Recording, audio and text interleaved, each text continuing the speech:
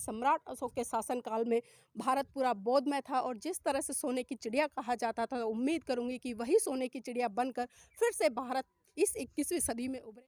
बुद्ध का धम्म एक बार फिर से इस भारत भूमि पर गौरवान्वित होगा और उसे वह उचित स्थान जो कि उससे आज छीन लिया गया है, उसे दोबारा से प्राप्त हो सकेगा। ऑटो वाले भैया से बात की, उसको यहाँ के बारे में पता है कि ये बौद्ध स्थल है, लेकिन शायद ही उसने कभी ये जानने का प्रयास किया हो कि ये बौद्ध स्थल का क्या महत्व है। सम्राट अशोक इतना बड़ा राजा एक धर्म को छोड़कर दूसरे धर्म में कैसे परिवर्तित हो गया, उस धर्म में क्या अवगुण थे जिसको छोड़ा उसने, और इस धर्म में क्या गुण है जिसके लिए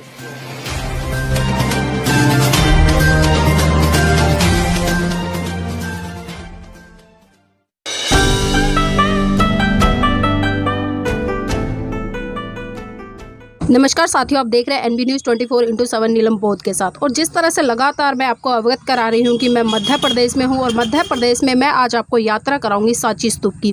जी हां, अभी हमने जो सांची चौक है और वो चौक पड़ता है जो सांची का रेलवे स्टेशन है, जस्ट उससे आधा किलोमीटर आगे, तो वहाँ से अभी हमने ऑटो लिया है और ऑटो वाले भैया हैं वो 20 रुपये पर सवारी ले रहे हैं सांची स्तूप तक जाने के लिए। और अभी हम ऑटो में हैं तो मैं आपको थोड़ा सा दिखाना चाहूँगी कि जब भी आप आएँ तो आपको यहाँ से टिकट लेना पड़ेगा पहले सांची स्तूप के लिए जाने के लिए। तो आप मेरे सामने देख पा रहे होंगे ये जो टिकट घर है सांची स्तूप जाने के लिए, यहाँ से टिकट लेना पड़ता है, आपको टिकट लगता है और उसी के बाद आप सांची स्तूप की तरफ बढ़ पाएंगे। तो वकील साहब टिकट लेने गए हैं और जैसे ही टिकट मिल जाता है तो फिर हम उसके बाद में सांची स्तूप की तरफ बढ़ेंगे। तो वकील साहब आ चुके हैं क्योंकि ज़्यादा रश नहीं है, गर्मी का मौसम है और गर्मी में दूर दराज से बहुत कम लोग आते हैं भ्रमण करने के लिए। तो देखिए सांची स्तूप के लिए वकील साहब अभी टिकट लेकर आए हैं। सर, कितने रुपए का एक टिकट मिला है? 40 रुपये का एक है और 15 साल तक के बच्चों के लिए छूट है, बिल्कुल फ्री में जा सकते हैं। तो देखिए जैसा सर ने बताया है कि 40 रुपये पर पर्सन टिकट लगता है और जो स्टूडेंट्स हैं और 15 साल से नीचे के बच्चे हैं उनके लिए फ्री सर्विस है। तो अब हम सांची स्तूप की तरफ बढ़ेंगे। भैया, यहाँ पर कितने लोग आते हैं प्रतिदिन घूमने के लिए? वैसे मैडम मिनिमम अंदाज नहीं, मैं तो मतलब आते रहते हैं, मतलब ये समझ लो 100, 200, 500 आदमी तो रोज डेली आ रहा है। और मतलब बारिश के समय और सर्दी समय तो समझ लो गिनती नहीं है आदमी, मतलब 1000 भी हो जाए, 2000 भी हो जाए, 3000 भी हो जाए। जी, मतलब सर्दियों में ज़्यादा आते हैं लोग? सर्दी के अंदर बहुत ज़्यादा आदमी आता, गिनती नहीं रहता। वैसे जो सांची स्तूप है इसकी कुछ विशेषताएं पता है आपको? ये वर्ल्ड के अंदर एक नंबर चीज़ है, मतलब पूरा अपने भारत के अंदर जी। ये पूरा। किस लिए जाना जाता है भैया, ये थोड़ा इसके बारे में बताएं हमें। भगवान बुद्ध का जो सम्राट अशोक ने भगवान बुद्ध को धर्म अपनाया था जब, तो सम्राट अशोक एक युद्ध में मतलब जीत नहीं पा रहा था, तो उसने कलियुग के युद्ध में इसने बुद्ध धर्म अपनाया था। बुद्ध धर्म अपनाने के बाद इसने क्या करा, इस बुद्ध धर्म अपनाया सम्राट अशोक ने, तो जहाँ जहाँ भी ये गया तो इसने बुद्ध धर्म का प्रचार करा। जी। तो जो सांची में लोग हैं वो बुद्ध धर्म को मानते हैं, किसी अन्य धर्म को मानते हैं फिर? नहीं मैडम, क्या है यहाँ पे तो बुद्ध धर्म को ही मानते हैं कुछ लोग, कुछ तो हिंदू धर्म को ही मानते हैं। जी, मतलब मिक्स लोग रहते हैं। मिक्स लोग रहते हैं। तो देखिए जैसा भैया ने बताया है, और भी हम ऐतिहासिक जानकारी आपको आगे बताएंगे। तो अभी हम आपको लेकर चलते हैं सांची स्तूप की तरफ और मैं आपको भी आगे आपको रूबरू कराती रहूँगी। और ये पूरा रास्ता है यहाँ से ऊपर सांची स्तूप की तरफ जाता है और यहाँ से लमसम में 1 या 1.5 किलोमीटर की दूरी पर है। ये देखिए यहाँ पर एक लैंडमार्क बोर्ड भी लगा हुआ है।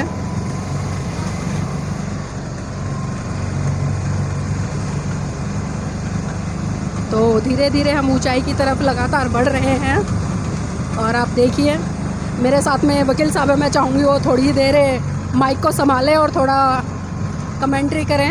देख सकते हैं सांची स्तूप के लिए जो रास्ता जा रहा है, रास्ते में ये जो साइड में हम देख रहे हैं घर भी बने हुए हैं और यहाँ पे लोग पैदल भी जा रहे हैं। ये गुड़िया पैदल जा रही है और कुछ लोग पैदल आ भी रहे हैं और ये पैदल रास्ता है, देखेंगे आप, पैदल रास्ता है ये। यहाँ से पैदल पहुँचने के लिए जो लोग चाहते हैं पैदल जाना वो भी जा सकते हैं। मतलब कुल मिलाकर पैदल और व्हीकल दोनों तरह के रास्ते यहाँ पे बने हुए हैं। वैसे तो कोई असुविधा नहीं है जाने के लिए। और जो ऑटो वाले भैया हैं उन्होंने बताया भी है हम लोगों को कि यहाँ पर तीर्थ यात्री यानी कि जो बौद्ध धर्म को मानने वाले लोग हैं और बौद्ध धर्म को जो मानने वाले नहीं हैं वो भी ऐतिहासिक तथ्यों को जानने के लिए पूरे विश्व भर से यहाँ पर आते हैं और इस स्थान का भ्रमण करते हैं। इस पहाड़ के ऊपर चढ़ाई करके उस स्तूप के दर्शन करते हैं और जानने का प्रयास करते हैं कि ये ऐतिहासिक धरोहर जो है किस तरह से सम्राट अशोक ने अपने समय में बनवाई थी, और सम्राट अशोक ने जब इस स्तूप को यहाँ पर बनवाया था तो उसके पीछे क्या कारण था। तो देख सकते हैं आप यहाँ से विहंगम दृश्य है जो कि सांची का है, कितना सुंदर यहाँ से दिखाई दे रहा है। इस स्थान की खूबसूरती देखते ही बनती है। नीचे जितना ऊपर हम चढ़ते जा रहे हैं, एक का एक हम ऊपर चढ़ते जा रहे हैं, और जैसे जैसे ऊपर चढ़ रहे हैं नीचे जो मकान बने हुए हैं वो बहुत छोटे होते जा रहे हैं। ऐसा लग रहा है कि शायद वो अस्तित्व में है भी या नहीं है, और दूर दूर तक फैले पहाड़ भी हम देख सकते हैं। और ये हम लोग जो है ऊपर आ चुके हैं, और आप देख सकते हैं कि यहाँ पर ये जो स्तूप का जो स्थान बनाया हुआ है, यहाँ पार्किंग भी है जो कि निःशुल्क पार्किंग है। और यहीं तक आने का वो था जो अपना व्हीकल है, जो हमने ऑटो किया था, उससे यहीं तक आने के लिए सुविधा थी। इससे आगे अब जो सारा है जो है ये सब जो है वो हम पैदल भ्रमण करेंगे। और हम लोग जो है ऑटो वाले भैया का थैंक यू करना चाहेंगे, क्योंकि इनकी वजह से हम लोग यहाँ ऊपर तक आ पाए।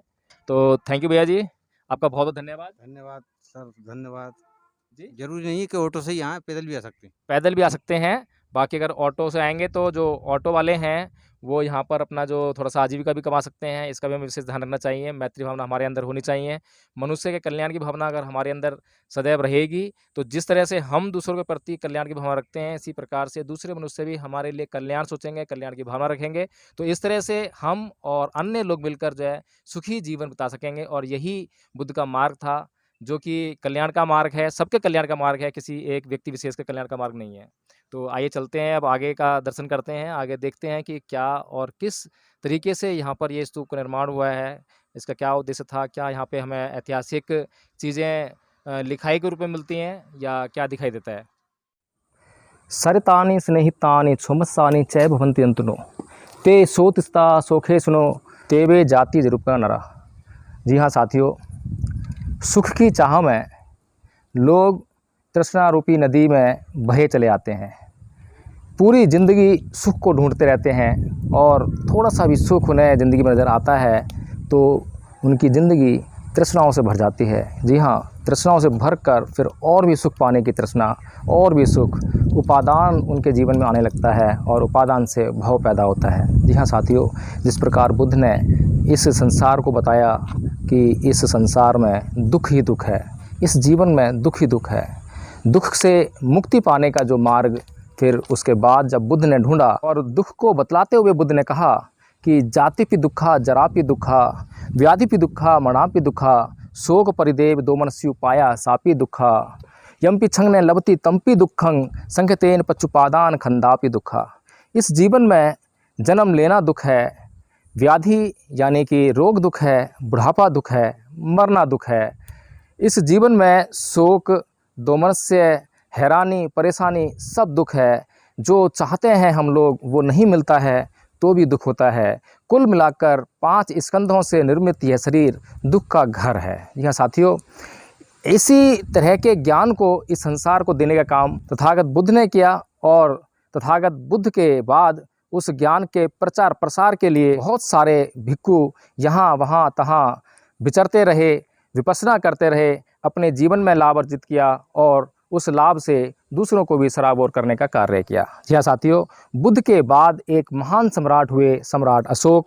और जब कलिंग युद्ध के बाद उन्होंने हथियार त्याग दिए, हथियार छोड़ दिए, हिंसा का मार्ग त्याग दिया, और उसके बाद जब धम्म का मार्ग उन्होंने अपनाया तो उन्होंने बुद्ध धम्म के प्रचार प्रसार के लिए अनेकों स्थलों का निर्माण कराया। उन्हीं में से एक सांची के स्तूप उन्होंने बनवाए। और आज हम इस जो ये मध्य प्रदेश की विदिशा जगह है, एक अच्छी संपन्न नगरी के रूप में जानी जाती थी किसी समय पर अशोक के टाइम में।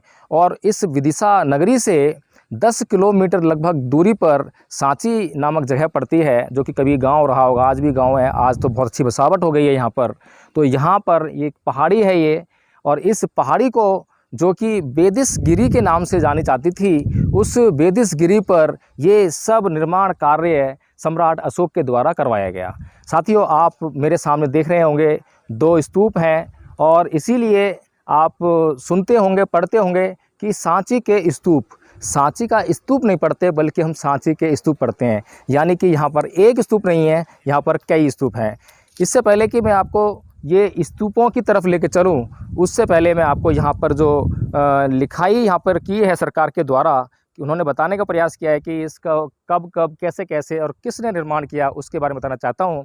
यहाँ पर लिखा हुआ है कि सांची के स्मारक बौद्ध धर्म के महान संरक्षक अशोक ने 3री शती ईसा पूर्व में बेदिसगिरी यानी सांची, जो कि आज जाना जाता है, में बौद्ध स्मारकों का निर्माण किया था, क्योंकि इस पहाड़ी पर भिक्षु जीवन के लिए आवश्यक शांति और एकांत का वातावरण था तथा यह स्थान विदिशा नामक समृद्ध एवं संपन्न नगरी के समीप था।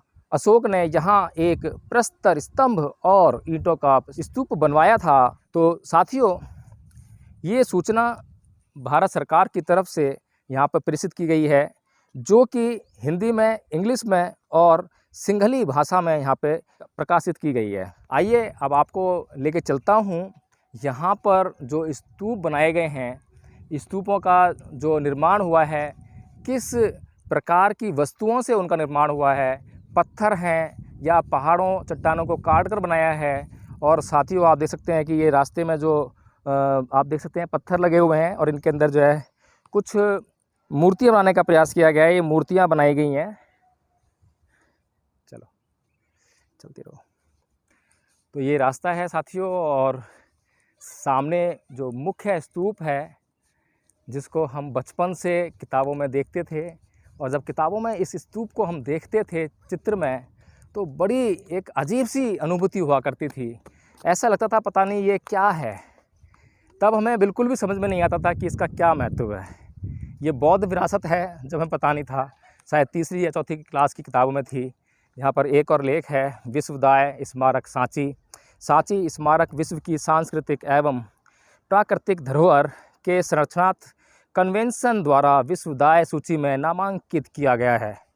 कोई भी ऐसा स्मारक या प्राकृतिक स्थल जो मानवता के लाभार्थ संरक्षण के योग्य समझा गया हो, का विश्वदाय सूची में नामांकन उसके विशिष्ट सार्वभौमिक महत्व की पुष्टि करता है।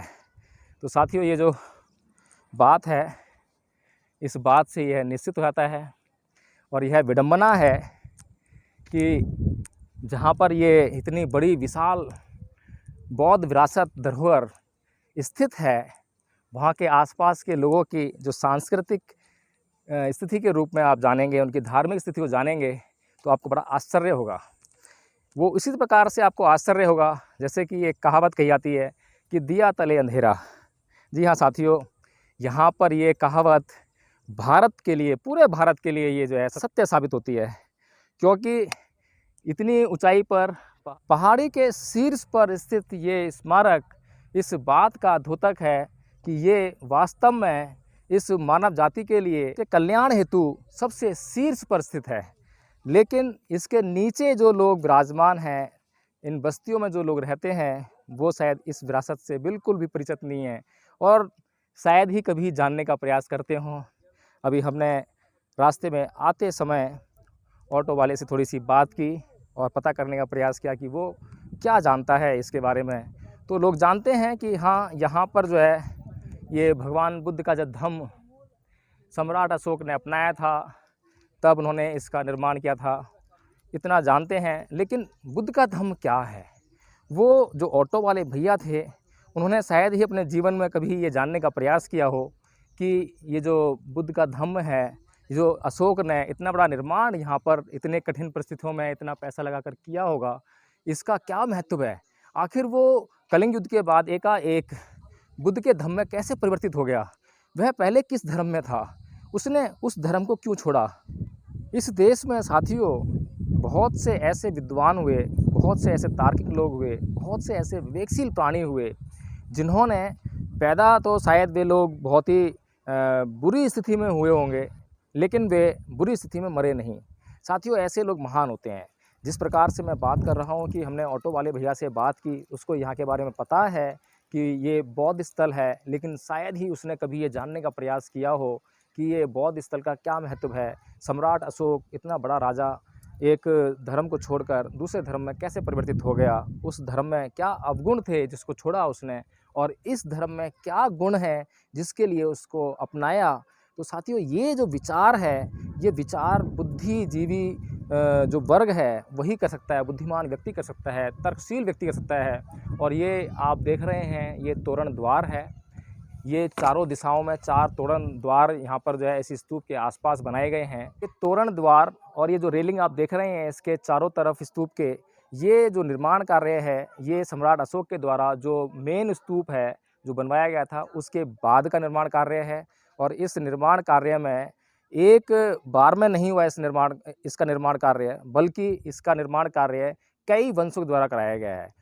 बुद्ध के बाद जब सम्राट अशोक का काल आया तो उन्होंने इस स्तूप का निर्माण कराया। और इस स्तूप में, क्योंकि वो 3री शती ईसा पूर्व की बात है, यानी 300 साल जब ईसा शुरू होती है, जब डेट शुरू होती है तो उससे 300 साल पहले की बात है। तो उस समय सिर्फ उतना ही निर्माण कार्य हो पाया था जितना टेक्नोलॉजी थी या जो भी कुछ था, तो उसको वहाँ पे किया। और उसके बाद जब पुष्यशुंग मित्र, जिसने बौद्ध धर्म का इस देश में विध्वंस किया, नाश किया, नरसंहार किया बड़े पैमाने पर, उसके पुष्यशुंग मित्र के जो वंशज थे, उन्होंने बाद में जब धर्म को समझा होगा तो शायद उन्हें कुछ याद आई होगी इस स्थल की, तो उन्होंने भी इन तुरंत द्वारों में काम करवाया और शायद 1-2 तुरंत द्वार यहाँ पे बनवाए हैं उन्होंने, ऐसा लिखा हुआ है इतिहास की किताबों में। सच्चाई क्या है इसको अच्छी तरह हम नहीं जान सकते हैं, लेकिन इतना ज़रूर है कि उसके बाद पुष्यशुंग मित्र के वंशजों ने कुछ कार्य इसमें किया है। उसके बाद सातवाहन युग में इसमें कुछ जो तोरण द्वार हैं बनवाए गए और उस पर जो आगे जो ये रेलिंग वगैरह है ये लगवाई गई। साथियों, यहाँ पर आप देख सकते हैं अंदर की बुद्ध की मूर्ति स्थापित है, जो कि सातवाहन युग में ये बुद्ध की मूर्ति यहाँ पर बनवाई गई थी। जब सम्राट अशोक ने इस स्तूप को बनवाया था तब ये मूर्ति नहीं थी, क्योंकि उस समय मूर्ति कला इतने विकसित रूप में नहीं थी। और हम जानते हैं कि महाराजा कनिष्क के काल में मूर्ति कला का बहुत विकास हुआ और उसके बाद बुद्ध की मूर्तियों की इस देश में बाढ़ सी आ गई। और हम बुद्ध की मूर्तियों को इस देश में जहाँ भी खुदाई करते हैं वहाँ बुद्ध की मूर्तियाँ निकल जाती हैं। और अगर आप मथुरा के संग्रहालय कभी जाएंगे तो वहाँ पर देखेंगे कि पूरे मथुरा के संग्रहालय में कोई अन्य मूर्ति है ही नहीं, बुद्ध की मूर्तियों से वह संग्रहालय भरा हुआ है। और वह सारी मूर्तियाँ उत्खनन में निकली हैं, ज़मीन खोदकर बाहर आई हैं। ज़मीन की खुदाई में जो ASI है, आर्कियोलॉजिकल सर्वे ऑफ इंडिया, उसने उत्खनन के द्वारा उन मूर्तियों को निकाला है। तो साथियों, जो निर्माण कार्य है बहुत महत्वपूर्ण है और ये ऐतिहासिक निर्माण कार्य है। इसकी विशेषता यह है कि ईसा पूर्व 3री शती का ये निर्माण कार्य है। और आप यहाँ पर एक और मूर्ति देख सकेंगे कि, और इस मूर्ति में आपको मैं ये बताने का प्रयास करूँगा कि ये जो बुद्ध की मूर्ति है ये ध्यान अवस्था में है और इसका हेड यानी सिर गायब है। और 3 मूर्तियाँ हैं, साथ में जो है आपको 2 मूर्तियाँ और दिखाई दे रही हैं जो उनके रक्षक के तौर पे खड़े हुए लोग थे, उनके भी हेड गायब हैं। और ये जो हेड जो गायब हैं, ये मैं आपको बता दूं, बदले की भावना के तहत पुष्यशुंग मित्र के काल में ये काम हुआ है कि बुद्ध की जितनी भी मूर्तियाँ थीं उनसे उनके हेड हटा दिए गए थे। और आप जब मथुरा के संग्रहालय में जाएंगे तो वहाँ भी जितने भी बुद्ध की स्टैचूज़ हैं, मूर्तियाँ हैं, वहाँ पर या तो बुद्धा हेड मिलेंगे या मूर्तियों से जो है उनके सर गायब मिलेंगे। तो बुद्धा हेड जो है ये तभी एग्जिस्टेंस में आए और सिर्फ पूरी दुनिया में सिर्फ बुद्ध के ही हेड मिलते हैं, बुद्ध के ही सिर मिलते हैं। बाकी दुनिया में किसी और देवी देवता या ईश्वर के आपको सिर नहीं मिलेंगे। तो साथियों, ये दूसरा द्वार है। तो ये जो तोरण द्वार है ये पश्चिमी दिशा में स्थित है और पश्चिमी दिशा आप देख सकते हैं कितनी खूबसूरत है। इस द्वार से निकलते ही सामने का दृश्य है, विहंगम दृश्य है और मनोरम है, बहुत ज़्यादा सुंदर लगता है, मेरा मन मोह रहा है। और क्या बताऊं, बस इन पहाड़ों के बीच में जो प्लेन आप देख रहे हैं वहाँ पर कुछ बस्तियाँ बसी हुई हैं, लोग रहते हैं वहाँ पर। और इन सारे पहाड़ों पर, इन ऊंचाइयों पर किसी समय में बौद्ध भिक्षु जाकर एकांतवास करते थे, वहाँ पर ध्यान साधना करते थे, विपश्यना करते थे। तो यहाँ से कुछ दूरी पर, जो कि लगभग 14 किलोमीटर दूर यहाँ से है, सतधारा स्तूप भी आप देख सकते हैं जाकर। यहाँ पर जो है वहाँ पर जो है कुल 27 स्तूप जो है आर्कियोलॉजिकल सर्वे ऑफ इंडिया ने ढूंढे हैं, खोजे हैं और वहाँ पर चिन्हित किए हैं। बहुत विशाल वहाँ पर निर्माण कार्य है। तो साथियों, ये जितनी भी आपको पहाड़ियाँ दिखाई दे रही हैं, इन सभी पहाड़ियों पर कभी ना कभी कुछ ना कुछ बौद्ध धर्म के द्वारा, बौद्ध भिक्षुओं के द्वारा निर्माण कार्य हुआ है, क्योंकि उनके लिए शांतिमय जगह, एकांतवास चाहिए होता है, जहाँ पर वो ध्यान साधना कर सकें, विपश्यना कर सकें, क्योंकि ध्यान साधना के लिए बिल्कुल शांतिपूर्ण माहौल की आवश्यकता होती है और ऐसे शांतिपूर्ण माहौल में ही साधना की जा सकती है, निर्वाण को प्राप्त किया जा सकता है। और जहाँ पर अशांति होती है, शोर शराबा होता है, वहाँ पर ध्यान भंग होता है। तो साथियों, हम जान सकते हैं इन स्थलों का महत्व, क्योंकि ऐसे स्थलों की वजह से ही आज हम बुद्ध के धम्म को जान पाते हैं। यहाँ कुछ पर्यटक भी आए हुए हैं घूमने फिरने के लिए, तो उनसे भी हम आपको मिलवाते हैं। क्या नाम है आपका? हाँ बोलो। सिद्धार्थ ढवड़े। अच्छा, सिद्धार्थ ढोले जी, कहाँ से आए हैं? हम महाराष्ट्र परभनी जिला से आए हैं। तो आप भी बौद्ध धर्म को मानने वाले हैं? हाँ हाँ जी हाँ। इसीलिए इस स्थान को घूमने आए हैं। हाँ, तो क्या जानते हैं इस स्थान के बारे में? ये प्राचीन काल में राजा अशोक ने बनाया हुआ स्तूप है। हमने इसके बारे में पहले सुना था। पाली भाषा भी हम पढ़ते अभी, तो अभी पढ़कर देखा तो बहुत से राजाओं के नाम है इसमें, जिसने मदद की उनका सब लिखा हुआ है। कहाँ लिखा हुआ है? ये पत्थर पे, ये जो पत्थर लगाए हुए हैं वहाँ पर लिखा हुआ है, वो पाली भाषा में वो देख रहे हैं आप, वो लिखा हुआ है। अच्छा, जो कि ब्रह्म लिपि में लिखा हुआ है। हाँ, ब्राह्मी लिपि। अभी उसको पाली भाषा कहते हैं, मगर अभी फ़िलहाल में उसे ब्राह्मी लिपि कहकर लोग जान रहे हैं। तो साथियों, ये जो पश्चिमी द्वार का तोरण द्वार है, आप इसको देख सकते हैं। और जिस तरह से हमने जो वो पश्चिम, पूरब और ये उत्तर, जो उत्तरी द्वार था जिससे हमने एंट्री की थी, उसको आप देखेंगे तो उसके ऊपर एक तरफ जो है एक आपको गोलाकार आकृति सबसे टॉप पर बीच में दिखाई दे रही होगी, हाथियों के ऊपर बनी हुई। ये जो गोलाकृति जो है पूरी थी, संपूर्ण थी, लेकिन ये समय के साथ में नष्ट हुई है या नष्ट की गई होगी, जो भी है। लेकिन आज फ़िलहाल वर्तमान में ये इसी अवस्था में मौजूद है। तो साथियों, आप देख सकते हैं कि वहाँ पर भी तरह तरह की मूर्तियों का निर्माण किया हुआ है। हाथियों के ऊपर वो गोल आरती रखी है, और इसके अलावा साथ में एक आदमी जो कि हाथ में कुछ लिए हुए है, उसकी मूर्ति है। इसी तरह की मूर्ति दूसरी दिशा में भी होगी, हाथियों के परली तरफ, जो कि चक्र क्षतिग्रस्त है, तो वो मूर्ति वहाँ से गायब है।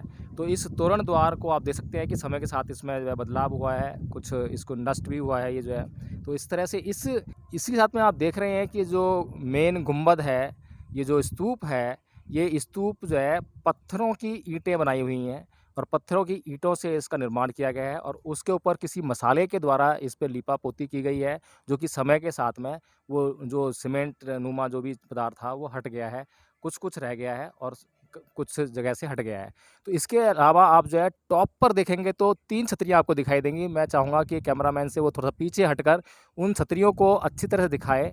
जो कि नीचे वाली छतरी है, हमें यहाँ से थोड़ा सा, क्योंकि हम दूर से दिखेंगे तो पूरी 3 छतरी दिखाई देंगी, तो नीचे वाली छतरी थोड़ी दिखाई नहीं दे रही है। उसकी जो रेलिंग है चारों तरफ की, वो थोड़ी सी उसमें आड़े आ रही है।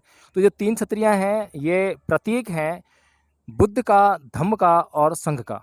यानी कि बुद्ध, धम्म और संघ, ये तीनों को बताती हैं, तीनों का प्रतीक हैं। इसीलिए ये 3 छतरियाँ इन तीनों के सम्मान में यहाँ पर स्थापित हैं। और आप ये जो भी स्तूप हैं यहाँ पर, उन सब पर ये छतरियाँ देख सकेंगे। और ये जो तोरण द्वार है, इस तोरण द्वार में, ये जो पश्चिमी तोरण द्वार है, इसके बारे में यहाँ कुछ लिखा हुआ है कि मानुषी बुद्धों के बोधि वृक्ष तथा स्तूप सारनाथ में बुद्ध के प्रथम उपदेश का दृश्य, जिसमें धर्म चक्र तथा मृगदाव बताया गया है। छद दंत जातक का दृश्य, जिसमें 6 दांतों वाले हाथी बोधि सत्व की अपने समूह के साथ बताया गया है। चौथा, अमोद प्रमोद के दृश्य, जिसमें पर्वत मालाओं में युग्म की क्रीड़ारत या स्वच्छंद विहार करते बताया गया है। 5वां, महाकपि जातक बोधिसत्व 80,000 वानरों के मुखिया के साथ आम के वन में यहाँ रहा करते थे। वहाँ का एक आम काशी के शासक ब्रह्मदत्त के पास आता है तथा उसकी मूलतः खोज कर सेना सहित वहाँ पर पहुँचते हैं। बोधिसत्व अपनी प्रजा की रक्षा करते हुए नदी पर सेतु बनाकर अपना जीवन त्यागते हैं। 6वां, शक्र का आगमन। 7वां, कुशीनगर से विभिन्न क्षेत्रों के शासक बुद्ध की अस्थियां ले जा रहे हैं। 8वां, कुशीनगर के मल्ल बुद्ध की अस्थियां देने में अवरोध कर रहे हैं। दृश्य में मल्ल शासक अपने भवन में रानियों के साथ बैठे हैं।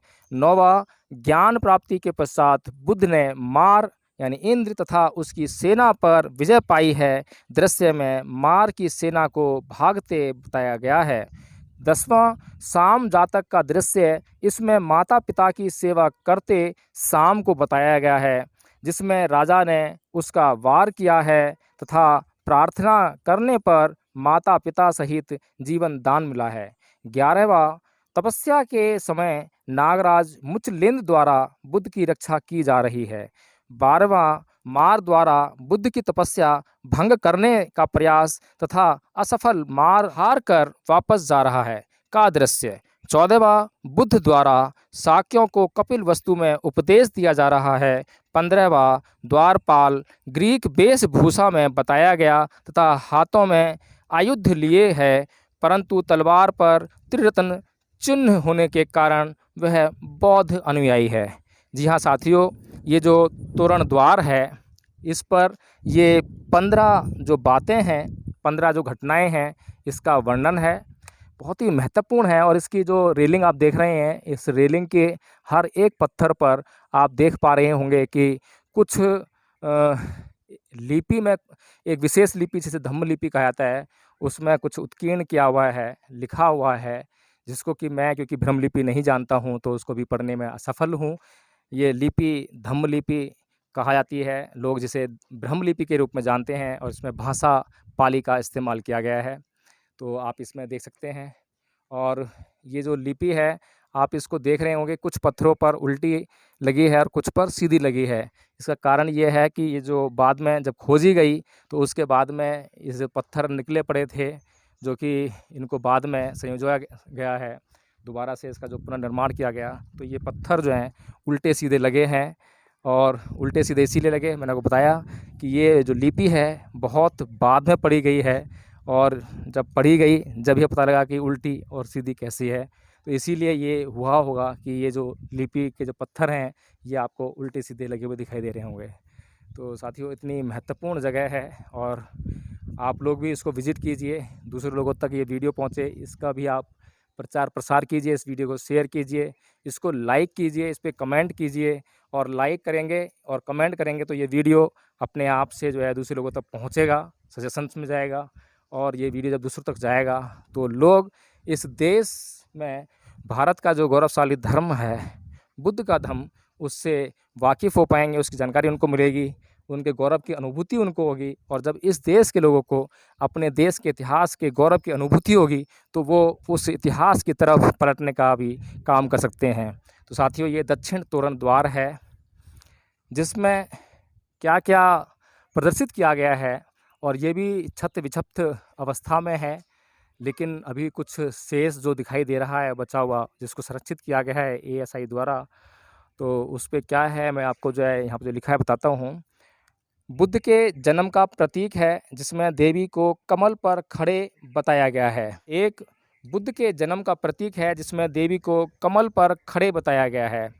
2, सम्राट अशोक रामग्राम के स्तूप को खोलने जा रहे हैं, परंतु अस्थियां प्राप्त न होने पर पूजा कर रहे हैं, कमल और मालाएं लिए बौने।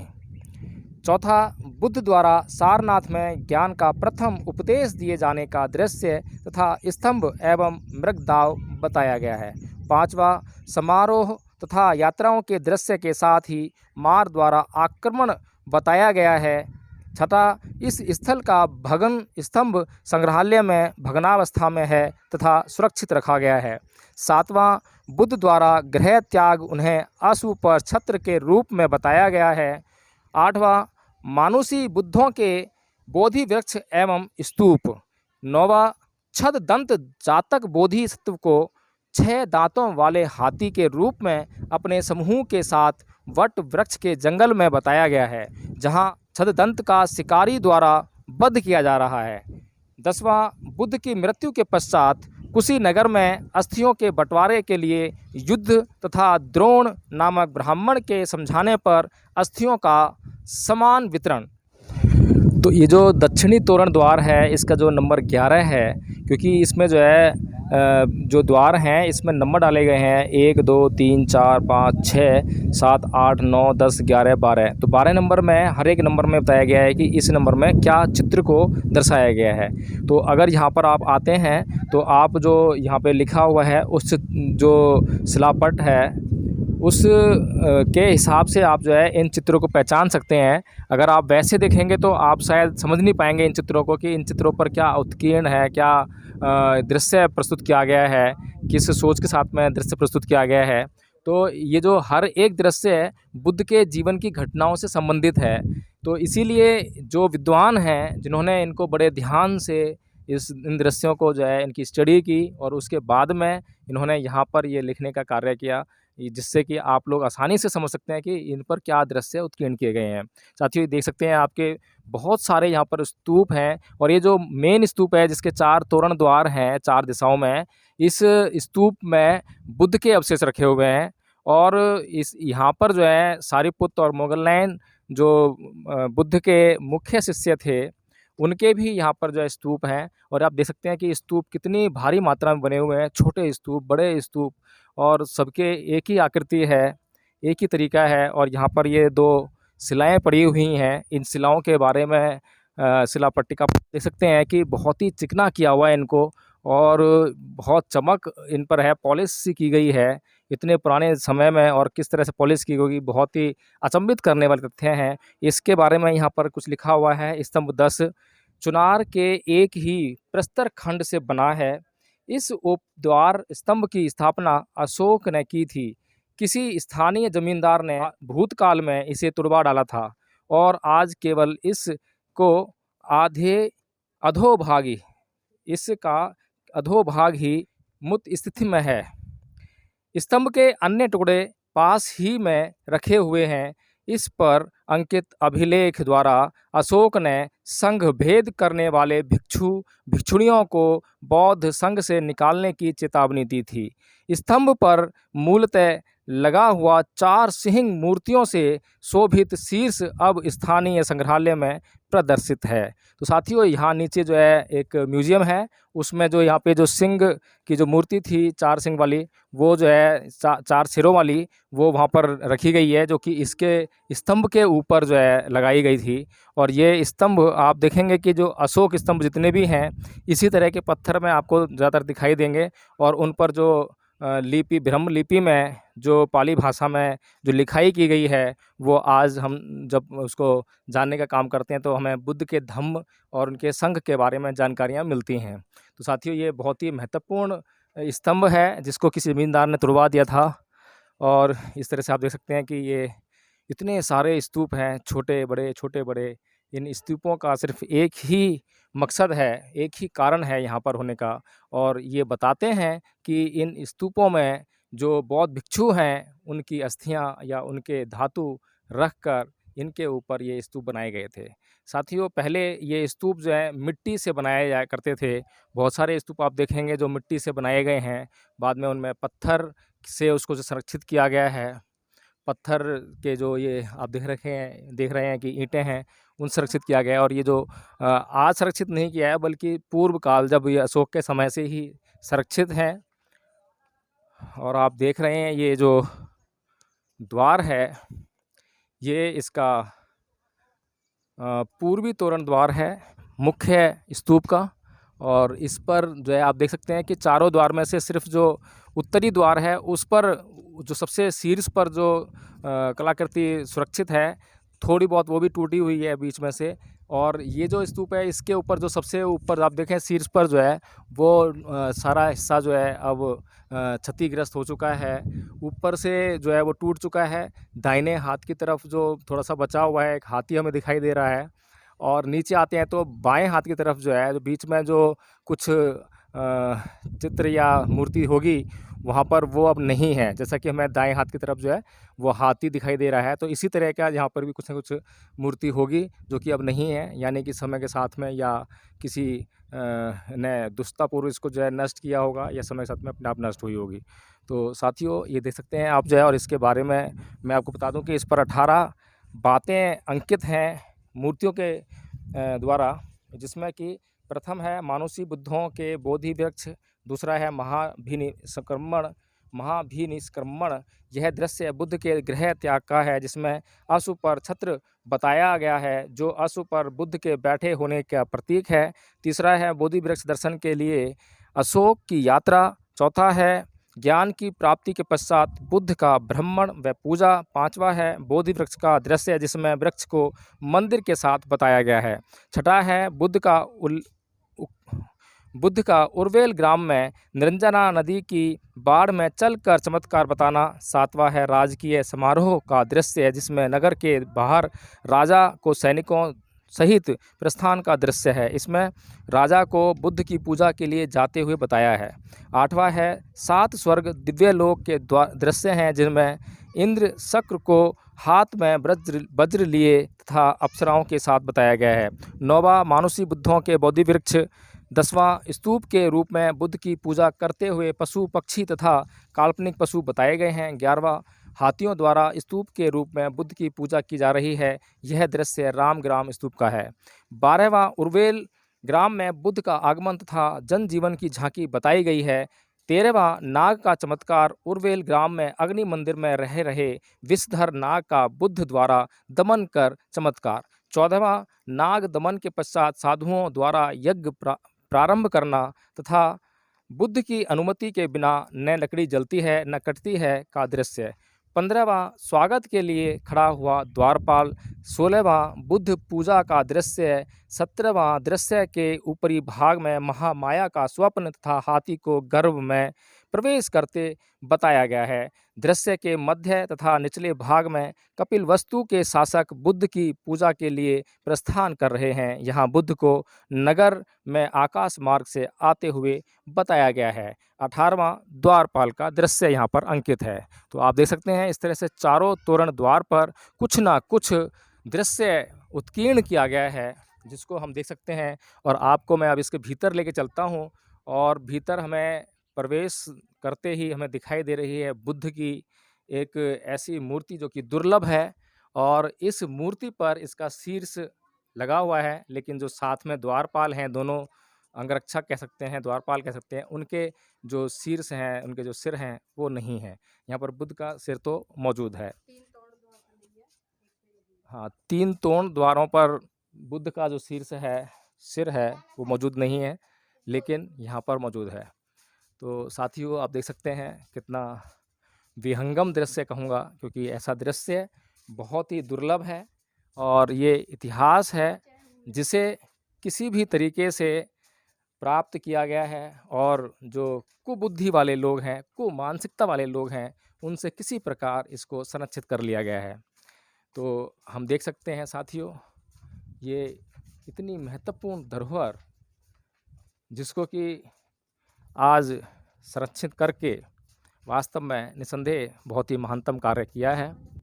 तो साथियों अब हम इस स्तूप के ऊपर थोड़ा चलने का प्रयास करेंगे, जाने का देखेंगे कि किस तरह से इस स्तूप के ऊपर जा सकते हैं। ये सीढ़ियाँ बनी हुई हैं, और इस स्तूप के बिल्कुल शीर्ष पर आप नहीं जा सकते हैं, लेकिन आपने जो परिक्रमा करनी है, या जो एक परंपरा है बौद्धों में कि स्तूपों के सम्मान में, स्तूपों का सम्मान मतलब स्तूपों के भीतर जो भी धातु रखे होते हैं वो जिस बौद्ध भिक्षु के होते हैं, उनके सम्मान में परिक्रमा करते हैं, चारों ओर चक्कर लगाते हैं, और चक्कर लगाकर उस बौद्ध भिक्षु को, उस महान व्यक्तित्व को सम्मान प्रदान करते हैं। इसीलिए ये जो परिक्रमा पथ है इसका निर्माण किया जाता है।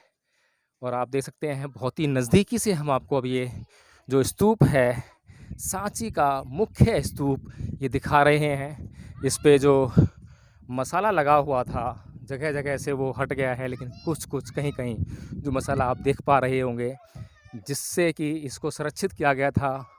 भूतकाल में कितना मोटा मसाला लगा हुआ था, वास्तव में निसंदेह अलौकिक प्रतीत होता है, अचंभित करने वाला स्तूप।